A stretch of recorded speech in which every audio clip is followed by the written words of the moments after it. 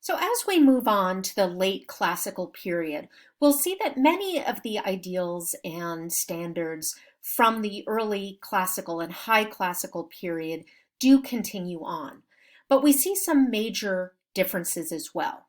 If you remember, the sculpture from the high classical period emphasized balance. The figures are calm and noble and detached. We don't see a lot of emotion. We don't see a lot of interaction between figures. And by the mid-5th century, Phidias and Polykleitos had established a canon of proportions for ideal figures. And it is a mathematical formula for beauty. By the 4th century, late classical artists begin to challenge and modify these standards, and we see a new canon of proportion. The figures are longer, they're leaner, they're taller, and they have smaller heads. The figures start to show a little bit more expression, just a little bit. Artists are more interested in playful human moments and less interested in momentous mythological events. We also see in this period the first depictions of the female nude. Remember, up until now, we've been mainly looking at the male nude, which was heroic. And female figures were not meant to be seen in the nude, always clothed. And artists at this moment, in the late classical moment, start to break with these conventions.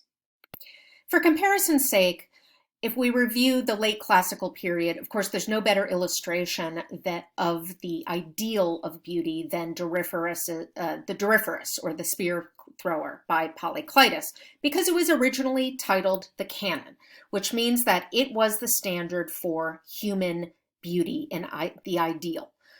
It establishes Polykleitos's canon of proportion, and it gave a mathematical formula for beauty. The ratio of the ideal human anatomy was 7 heads high. So the body was a ratio of 1 to 7.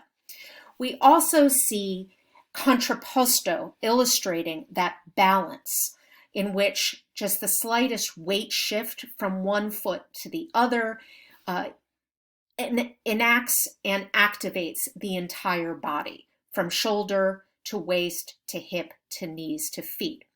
And it illustrates a harmony of opposites, of the figure breaking free from that archaic symmetry, strict vertical symmetry. Contrapposto, of course, illustrates that Greek love of contrasting tension with a relaxed state, activity with rest, physical activity with mental activity, and we'll see a continuation of this love of contrapposto. We'll see a continuation of this love of standardized mathematical beauty, but the standards change ever so slightly. Two of the best known sculptors from the late classical period are Praxiteles and Lysippos, and I'll touch on each of them briefly here. Praxiteles was active between about 370 BCE and 335 BCE. And I'm showing you here a sculpture that was probably by him, or possibly by a son or grandson of him. So either by Praxiteles or a very close follower. It depicts Hermes and the infant Dionysus. Hermes was the messenger god. He was responsible for leading the dead to the underworld. And Dionysus was the god of wine and also the grape harvest and inspiration. Notice we are not seeing the fully grown Dionysus, but a child. And so we're seeing a fully grown god, Hermes, and his younger brother, Dionysus. We're seeing them here in a moment of interaction. The baby Dionysus may be reaching for a bunch of grapes that Hermes is holding up high. And so he's sort of playing with his younger brother. So the artist here is moving away from, again, a very important mythological subject, like the birth of Athena or the birth of Apollo. Instead, he is concentrating on a moment that might be shared by two mortals. They're engaged in mortal activity. And this is new. This is a new standard of interaction between an adult and a child, and that kind of very human affection of an adult and a child. Hermes, who is a god, but not one of the major gods here. So again, the artist is departing from the kind of top tier of mythological subjects. Hermes here is depicted in the nude, as is appropriate for a god. And he is much leaner and kind of more sinuous than the figures we've seen before. He's in contrapposto, but an extremely pronounced S-curve contrapposto, in which his hip is jutting out further, and we see a lean that needs to be supported by this marble tier that is kind of obscured by carved drapery. If we compare Hermes to the Doryphorus, it's clear that the contrapposto is much more pronounced. Hermes's hip is jutting out and to the left, and his right leg is bent. It gives him much more of a sinuous S-curve, as opposed to that very subtle counterbalance in the Doryphorus.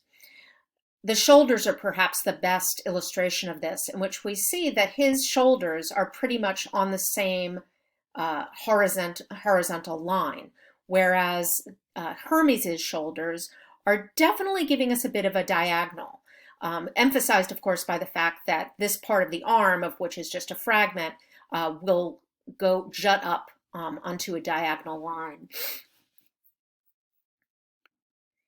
The proportions of the body are certainly different as well.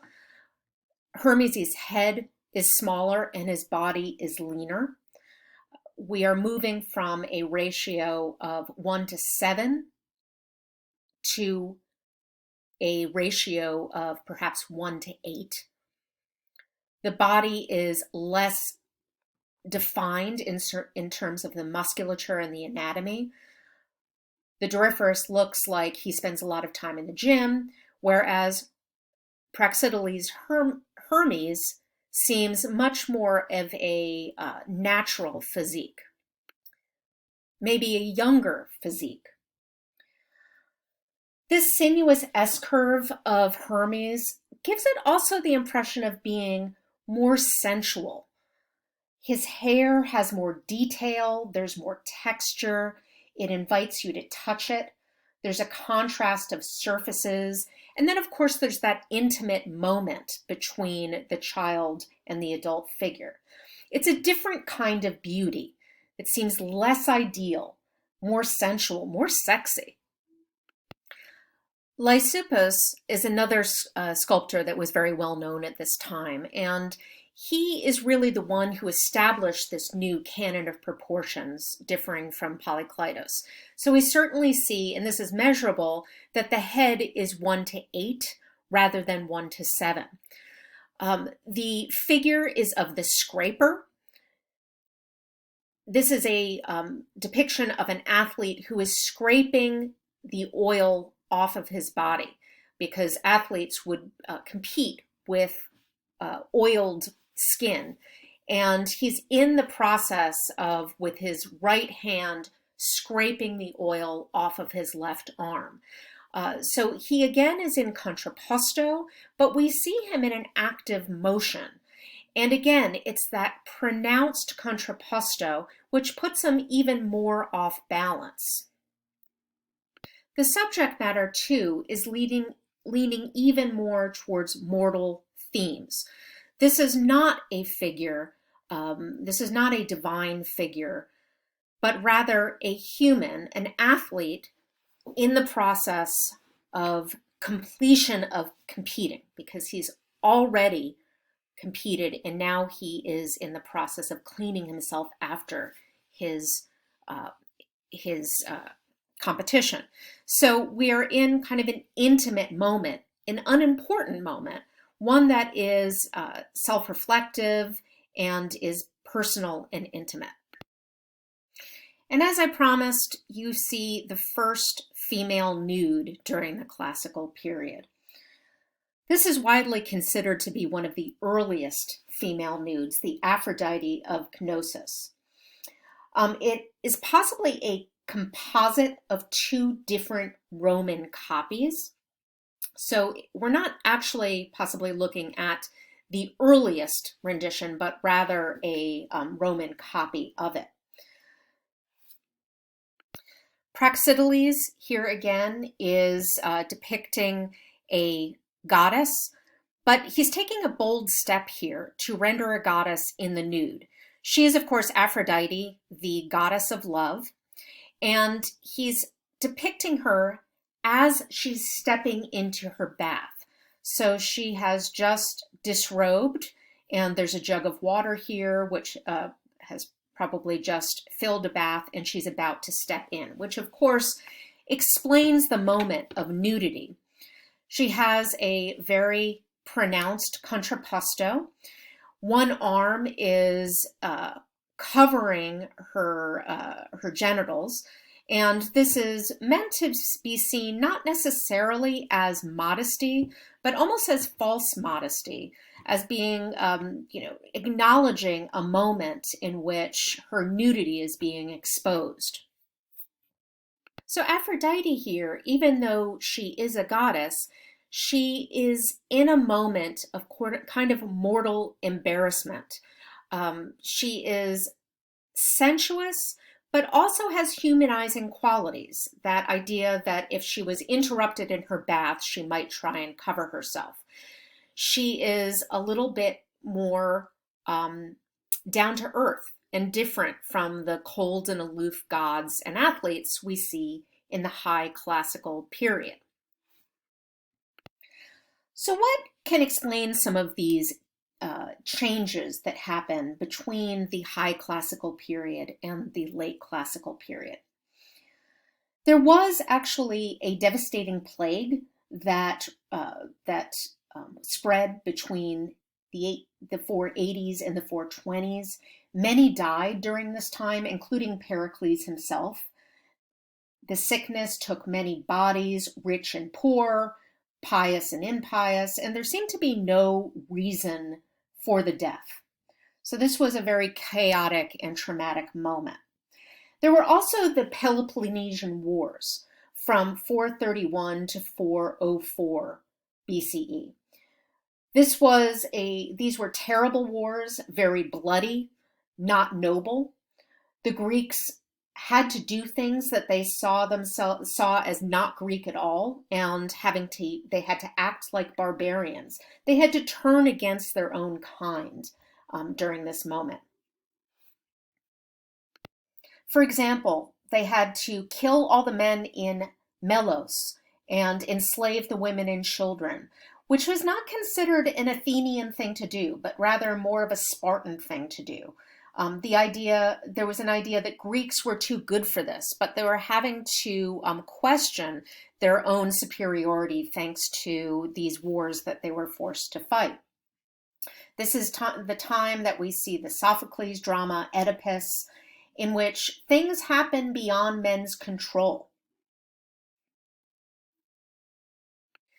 And so many of these new characteristics in the late classical period might be explained by this questioning of what it means to be Greek and the kind of an anxiety about their confidence in their place in the world.